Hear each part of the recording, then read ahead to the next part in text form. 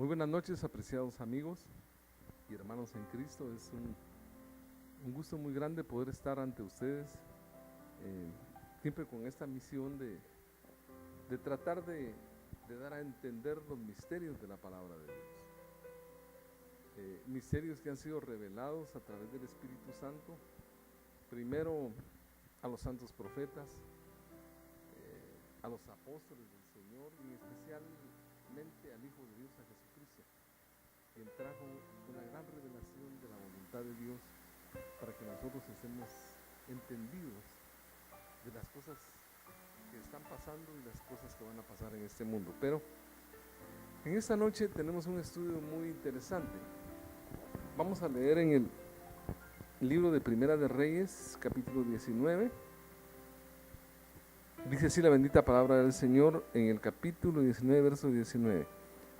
Partiendo él de allí, halló a Eliseo, hijo de Safat, que araba con 12 yuntas delante de sí, y él tenía la última. Y pasando Elías por delante de él, echó sobre él su manto. Entonces, dejando él los bueyes, vino corriendo en pos de Elías, y le dijo: te ruego que me dejes buscar a mi padre y a mi madre, que me dejes besar a mi padre y a mi madre, y luego te seguiré. Y él le dijo: ve, vuelve, ¿qué te he hecho yo? Y se volvió y tomó un par de bueyes y los mató, y con el arado de los bueyes coció la carne y la dio al pueblo para que comiesen. Después se levantó y fue tras Elías y le servía. Gloria a Dios. ¿Qué es lo que pasa en este momento? Es un momento histórico, crucial. Recuérdense que Elías había hecho una proeza espiritual muy grande. Recordemos bien qué portento que la historia de Elías. Elías es un profeta que aparece repentinamente en el escenario, que fue levantado por Dios, un hombre con una gran conciencia espiritual en relación al pueblo de Israel, consciente de que había una gran apostasía, aunque en ese tiempo había muchos cultos, es increíble, había muchos festejos, mucho culto, mucho movimiento. Sin embargo, todo lo que se estaba haciendo no le agradaba a Dios. Todas las ofrendas, todos los días de fiestas, todo lo que se hacía no le agradaba a Dios, porque había un exceso de apostasía, de idolatría. El país había sido invadido, había sido cooptado, apoderado por una reina llamada Jezabel, que es muy simbólica. Esta mujer metió toda clase de rituales apóstatas y ella autorizó la administración de unos falsos profetas y sacerdotes.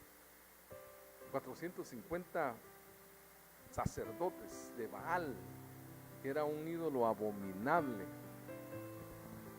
para la casa de Israel. Sin embargo, ese culto ya se había instituido por influencia de esta mujer Jezabel. El poder de esta mujer era bien diabólico, y armó todo un culto totalmente al culto que Dios había establecido en su palabra a través de su siervo Moisés. Eso ya no existía, porque esta mujer trajo toda la idolatría de su tierra, porque ella no era una mujer israelita, era de un pueblo pagano vecino, y el rey Acab pues la tomó por mujer,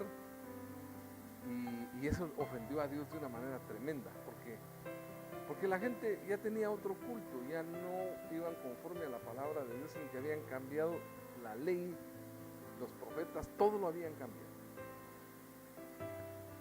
Entonces se levantó Elías, un hombre con una gran conciencia espiritual, y cuando se dio cuenta este hombre cómo se blasfemaba el nombre de Dios por causa de estos falsos apóstoles, de estos falsos profetas, entonces tuvo una confrontación con el rey.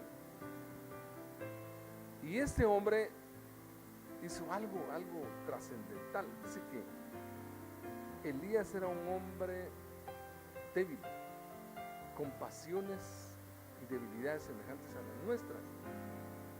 Pero la gran diferencia está en que dice que Elías oró fervientemente, dice. Y Dios lo escuchó. Y un día dijo: no lloverá en esta tierra sino por mi palabra. Y se cerraron los cielos y no llovió. Y vino una gran sequía en todo Israel. Fueron 3 años y medio aproximadamente que no llovía. Se agotaron las fuentes de las aguas, ya no se daban las cosechas y la gente empezó a padecer hambre, escasez. Ya después de 3 años y medio ya la gente estaba gimiendo y muchos estaban muriendo del hambre. Pero Dios respaldó la palabra de su siervo para que la gente entendiera, se arrepintiera. Y un día este varón retó a esos profetas de Baal que había puesto esa mujer Jezabel, y al pueblo también, y les dijo: bueno, ¿hasta cuándo claudicarán entre dos pensamientos? Ustedes tienen que definir su corazón. Si Baal es Dios, pues sírvanle a Baal. Pero si Jehová es Dios, sírvanle a Jehová. Pero no pueden estar a medias tintas, como dice, o fríos o calientes. Pero por ser tibios, tienen a Dios muy enojado, muy molesto. Entonces la influencia de este profeta hizo retar a esos falsos profetas y acordaron hacer un sacrificio. Levantaron un altar y ahí destazaron unos bueyes. Y Elías les dijo: miren, el Dios que tenga el poder para hacer descender fuego y acabar con este sacrificio, ese es el verdadero Dios. Y empezaron los profetas de Baal, dirigidos por Jezabel, y empezaron a hacer rituales, a gritar, a cantar, a llorar, a romper las vestiduras, a sajarse la piel, y gritaban, y él se burlaba de ellos y les decía: miren, griten más fuerte, les decía. ¿No será que su Dios está durmiendo y por eso no actúa? Ya que ellos hacían grandes rituales, me decía aquel bullerío que hacían, ya, esperando que cayera fuego del cielo, y no caía nada, nada. Y él se burlaba de ellos, le decía: grítenle más fuerte, a su Dios tal vez está dormido. Y no pasaba absolutamente nada. Entonces, hasta que se cansaron, se quedaron sin voz. Entonces viene el turno de Elías y le oró al Señor para que lo respaldara. Es más, les dijo: miren, mojen esa carne que está ahí sobre el altar, y la inundaron de agua. Dice que inundaron todo ese altar de agua. Y entonces vino Elías y le clamó a Dios con todo su corazón para que lo respaldara. Y miren, en cuestión de un segundo, una cuestión así súper rápida, de repente cayó fuego del cielo y consumió todo lo consumió. Entonces todos se asustaron y se dieron cuenta que el verdadero Dios era Jehová y no Baal. Es increíble la ceguera del pueblo, ya no sabían ni quién era Dios. Es como sucede ahora, ¿va? Hoy en día la gente habla de Dios y no saben ni quién es Dios. Ustedes no saben ni quién es Dios. Van a la iglesia y no conocen a Jesucristo, no conocen la palabra de Dios, no conocen a su Dios. Va a tener que haber en el mundo una manifestación tan sobrenatural que la gente se dé cuenta que el verdadero Dios es todopoderoso. Es el que puede cerrar y abrir los cielos. Es el que puede hacer descender fuego del cielo. Es el que puede hacer tantas maravillas. Pero la gente no tiene conciencia hasta el día de hoy. Total de que vino, y cuando toda la gente vio quién era el verdadero Dios, entonces se inclinaron ante Jehová y dijeron: Jehová es nuestro Dios. Entonces ya Elías tomó el poder y la autoridad y agarró a los 450 profetas de Baal y les voló la cabeza ahí. Acabó con ellos. Acabó con esos falsos profetas. Hubo un gran celo de Dios en el corazón de Elías. Estaba lleno del celo de Dios y empezó a volar cabezas ahí hasta que acabó con todos los profetas. Pero después eso llegó a oídos de Jezabel. Entonces le entró cierto temor a Elías y se fue a meter a una cueva, se fue a esconder a una cueva, y él tenía temor porque Jezabel juró que lo iba a matar. Y esa era una mujer decidida, poderosísima ahí en el reino. Entonces Elías se tuvo que esconder en una cueva. Ustedes saben la historia. Bueno, él tuvo una experiencia sobrenatural con Dios. Ahí Dios le habló a través de aquel silbo suave y apacible. Logró percibir, identificar. Acuérdense que Satanás se trató de manifestar haciéndose pasar por Dios, porque dice que estaba en la cueva y él esperaba oír la voz de Dios. De repente un gran trueno, dice que quebraba las rocas y el viento, y ahí Jehová no estaba ahí. Después un terremoto y Jehová no estaba ahí. Después un gran fuego y Jehová no estaba ahí. Hasta que de repente dice que hubo un silbo suave y apacible. Tal vez imperceptible al oído humano, pero él lo percibió en el espíritu. Ahí estaba Jehová. Ahí estaba el Señor y le habló. Le habló a Elías y le dijo: Elías, ¿qué haces ahí? Le dijo: he sentido un vivo celo por Jehová. Pero mira, Señor, han matado a todos tus profetas. A toda la gente que te servía ya los mataron y solo yo he quedado. Yo no he doblado mis rodillas delante de Baal. Y viene el Señor y le dice: tranquilo, le dijo, tranquilo, Elías, está bien que tengas celo de mí, pero te voy a decir algo.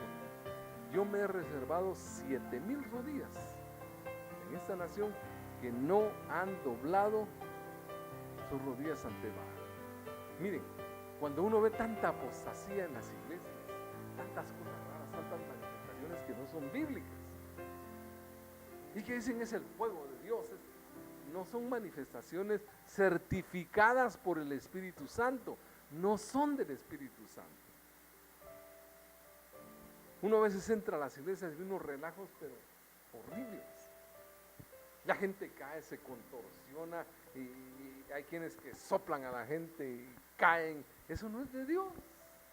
Eso no está registrado como algún mandamiento, como alguna manifestación del Espíritu Santo. Eso no es de Dios. O hay profetas que solo profetizando un montón de mentiras y la gente les cree. Eso es tremendo. O sea, Pablo estaba asombrado, decía: estoy maravillado, dice. Estoy bien maravillado cómo se han apartado del Dios vivo ustedes tan pronto. Oh, Gálatas insensatos, les dice, ustedes que empezaron bien en el espíritu, ahora los que se quieren justificar por la ley, dice, están en la carne, han caído de la gracia. Es increíble, pero la acción de Satanás con sus filosofías, con sus doctrinas raras. Imagínense que Estados Unidos fue un gran país misionero que llenó todo el mundo con misioneros que eran hombres tremendos predicadores de la palabra de Dios. Ahora se volvió el país más apóstata. Ellos importan unas doctrinas relajeras, unas doctrinas inspiradas a ver de dónde, del mismo infierno, doctrinas raras, un evangelio mundano, un evangelio donde no hay santidad. Es un evangelio barato. Usted se puede meter, pero puede chupar, puede tener otra mujer. Dios es amor, ¿verdad? O sea, todos dicen, entre comillas, Dios es amor, ¿verdad? Y así no es la cosa. Hay mucha gente que vive en pecado y está sirviendo en las iglesias, y eso no es correcto, nada correcto. Entonces, Elías era un hombre muy celoso. Pero Elías sabía que ya había cumplido su ministerio y necesitaba a alguien que lo supliera. Y dice que por ahí habían como 50 profetas que tenían una escuela de profetas, era un seminario de profetas, digamos, estaban aprendiendo a profetizar.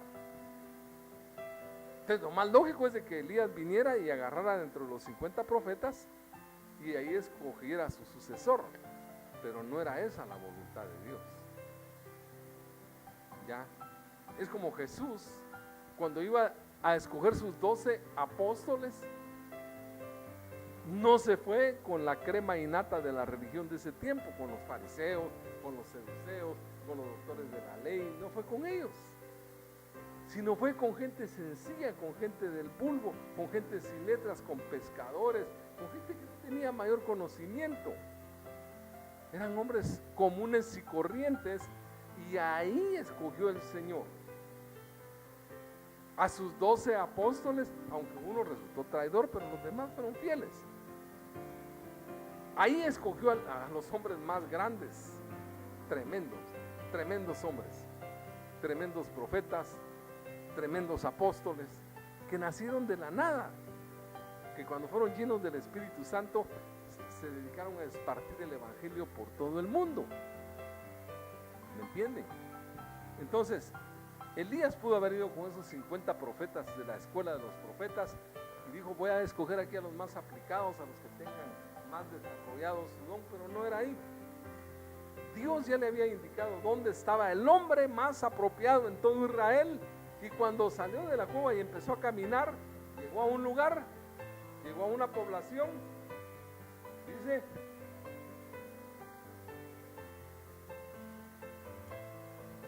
partiendo él de ahí, halló a Eliseo, dice, hijo de Safat, que araba con 12 yuntas delante de sí. Ahí aparece un hombre, Eliseo, y dice que lo encontró en el campo, lo encontró trabajando. Dice que tenía 12 yuntas de bueyes. Las yuntas son por parejas, se unen los bueyes con un yugo y ellos son los que trabajan la tierra. Ahí se les pone el arado y ellos son los que aflojan la tierra, y los bueyes son animales fuertes y cada quien los tiene que guiar con una vara, los va guiando para que trabajen. Dice que tenía 12 yuntas de bueyes y él llevaba la última, él iba detrás de todos. El hombre estaba trabajando y vio a Eliseo, y miren lo que sucedió ahí. Araba con 12 yuntas delante de sí, él tenía la última, y pasando Elías por delante de él, echó sobre él su manto. ¿Y qué pasó aquí? Este hombre llamado Eliseo estaba trabajando bajo el sol, sudando. No estaba de haragán. Era un hombre muy trabajador, que sin duda lo aprendió de su padre y de su abuelo. Aprendió a arar la tierra, aprendió a sembrar. Era un hombre muy trabajador. Pero aparte de ser un hombre muy trabajador, creo que era un hombre maduro. Sabía administrar muy bien ese negocio que tenía. Era altamente responsable. Conocía su trabajo. Y me llama la atención que era un hombre bastante maduro y sin duda tenía una sensibilidad espiritual muy grande. Él ya había oído hablar de Elías, porque la fama de Elías se extendió después de esa gran proeza que hizo delante de los falsos profetas. Se extendió la fama de Elías. ¿Me entiende? Entonces, sin duda, Eliseo ya había oído hablar de Eliseo y sin duda era uno de los partidarios del celo de Elías. Él sabía que había mucha opresión, mucha injusticia, y el pueblo de Israel estaba cooptado, estaba dominado por una mujer mala y perversa, una falsa profetisa que instituyó un falso culto y que estaba engañando a todos los israelitas, sometiéndolos a un culto muy diabólico. Por eso el pueblo de Israel estaba todo oprimido, no tenían bendición. Y sin duda Eliseo conocía bien esa historia. Y él quería hacer algo para la liberación de su pueblo. Sin duda ya tenía ese sentimiento, como sucedió con Saulo de Tarso, que se convirtió en Pablo después. ¿Qué pasó con Saulo de Tarso? Saulo de Tarso era fariseo de fariseos, muy conocedor de la ley, celoso de la ley, perseguidor de los cristianos. Él creía que estaba haciendo lo justo. Creía que los cristianos eran una secta hereje y los estaba persiguiendo para encarcelarlos. Pero después de capturar no sé cuántos hermanos y de ver la conducta de ellos, y empezó a analizar cómo esos cristianos era gente tan tremenda, tan poderosa para servirle, para amar a Dios, tan humilde, nada que ver con los religiosos judíos. Sin duda en su corazón ya empezó a cuestionar y dijo: quizá yo estoy persiguiendo a gente buena, a gente de Dios, manipulado por este imperio de gente religiosa que realmente es mala.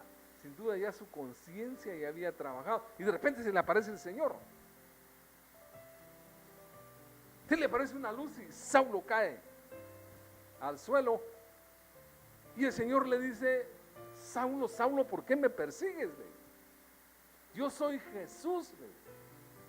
¿Por qué me persigues? ¿No te das cuenta que dura cosa es dar coces contra el aguijón? Y entonces Saulo estaba medio ciego, que él quedó ciego por esa luz. Y lo primero que le dice: Señor, le dice, ¿qué quieres que yo haga?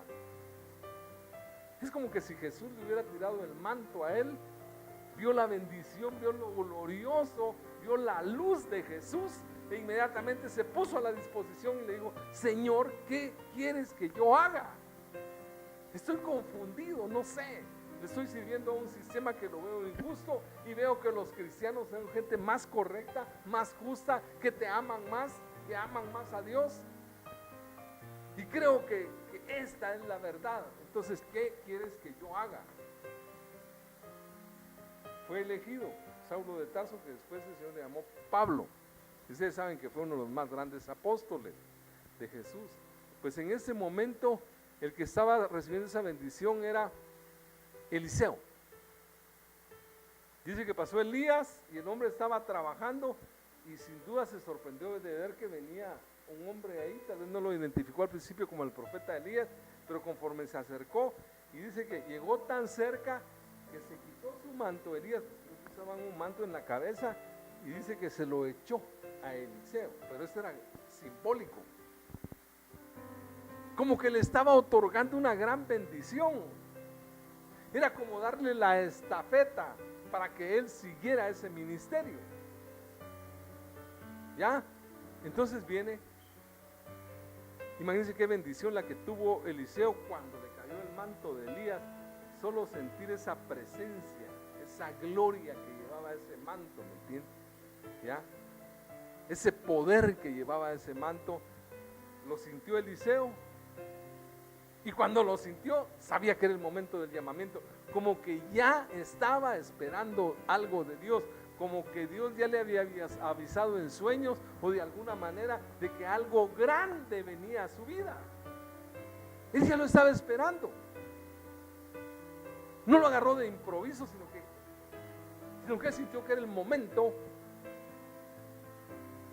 de responder al llamamiento de Dios.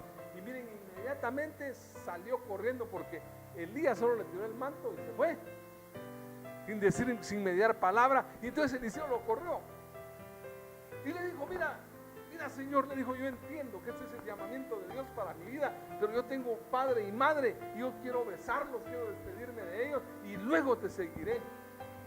Bueno, le dijo, haz lo que quieras, le dijo. ¿Y qué tengo yo contigo? Le dijo, ¿qué? No hay nada, le dijo, no hay compromiso. En otras palabras le estaba diciendo: bueno, no estás obligado a nada.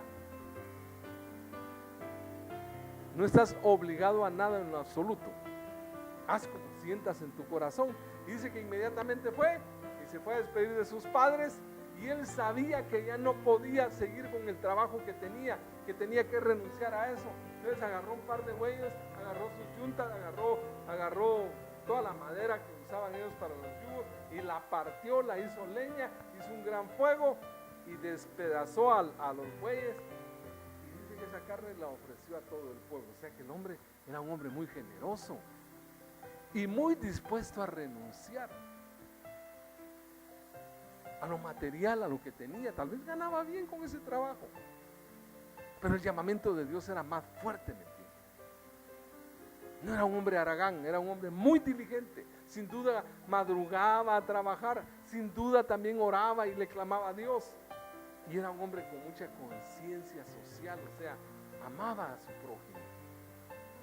Hoy en día hay quienes, como me dijo un hombre por ahí, que fui a una campaña y me dice: mi hermano, tremendo lo que me pasó. Me dijo: pues, que yo puse un negocio y que se me fue mal en el negocio. ¿Qué sería que me fue mal? Yo lo que estoy oyendo. Y después, ¿qué hizo? Entendí, me dijo que tal vez Dios me estaba llamando para un ministerio, y dejé de trabajarme. ¿Y de qué vivía? Le digo yo. ¿De qué vivía? Pues andaba pidiendo ayuda a todos los hermanos. Ah, sí. Y entonces yo creo que Dios me llamó para un gran ministerio, por eso no me dejó progresar en ese negocio. ¿Y ahora de qué vive? Le digo yo, pues salgo a predicar, predico en las buses, voy a las iglesias y ahí voy ajustando para sobrevivirme. Pues mire, le digo, perdone, pero ahí está mal, le digo. ¿Y qué se pasa haciendo el resto? Pues me pongo a orar y a veces a descansar. ¿Y a qué hora se levanta? Como a las 9 de la mañana. Me había vuelto un ocioso, un haragán. Fíjense que en el nombre del Señor le voy a decir algo, esto está re mal. Si usted quiere un ministerio, tiene que ser un hombre muy trabajador, en principio. Mire Pedro, ¿dónde los llamó el Señor? ¿Será que ellos estaban echados ahí en las piedras, ahí descansando, durmiendo? No, estaban trabajando, le dije. Estaban tirando sus redes, tenían una barca y se tiraban en medio de la mar, en el mar de Galilea, y iban a pescar. Eran hombres de trabajo. Aún ese cobrador de tributos estaba trabajando. A Dios le gusta llamar a gente diligente, trabajadora, no a ociosos. Aquellos que dicen, yo voy a vivir por fe, a momentos, tranquilos, ya, tranquilos.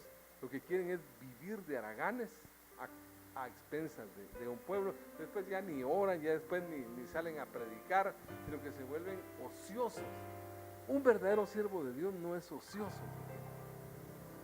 Un verdadero siervo desde temprana edad es muy diligente, muy trabajador. ¿Ya? Yo me recuerdo que a mí desde niño, mi papá, no crean que me tenía en grandes libertades. Solo me decía, mira, ¿cuándo salís de vacaciones? A finales de octubre, ya te tengo trabajo, me decía. Él medía terrenos, te vas a estar yendo conmigo. Y me llevaba a su trabajo y ahí me enseñó a trabajar.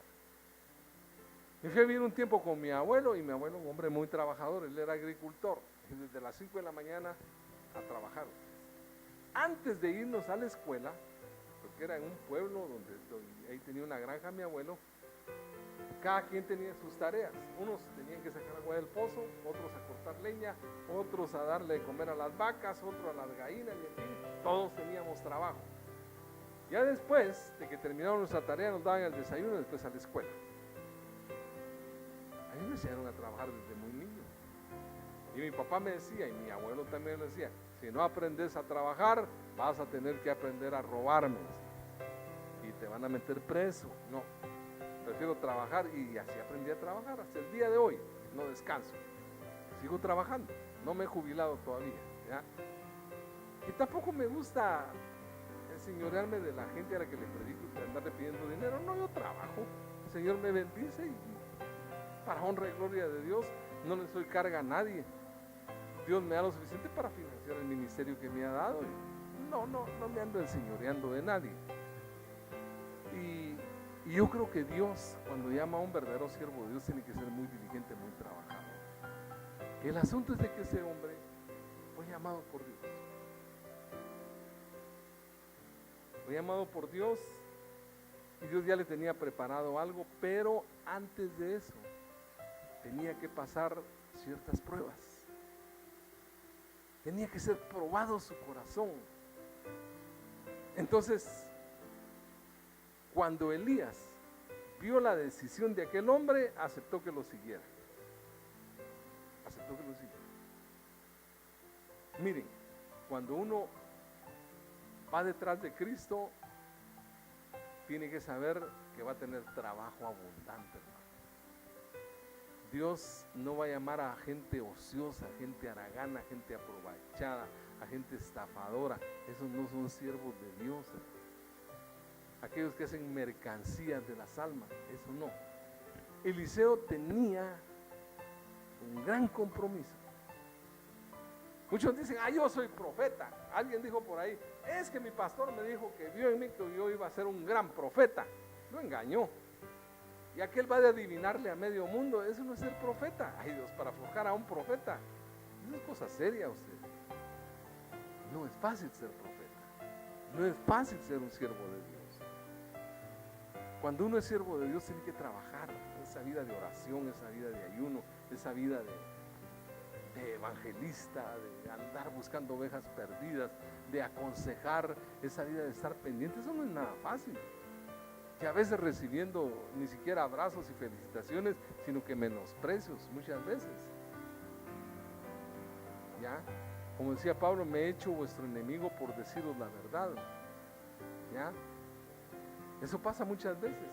El ministerio es muy sufrido. No es un lecho de rosas. ¿Ya? Algunos quieren ser grandes ministros de Dios, entre comillas, para ganar mucho dinero. Por ganancia lo hacen. Pero el buen pastor su vida da por las ovejas, pero el asalariado ve venir al lobo y dice que se va, abandona las ovejas porque no son de él las ovejas. Miren, yo quiero predicar otra parte de este mensaje. Vamos a dejar esa parte acá, pero después vamos a grabar la segunda parte del mensaje, que también es bien interesante. Entonces quiero dejarles esta enseñanza aquí por ese momento y luego vamos a seguir con la segunda parte. Así que Dios les bendiga, que la paz del Señor sea con cada uno de ustedes. Amén.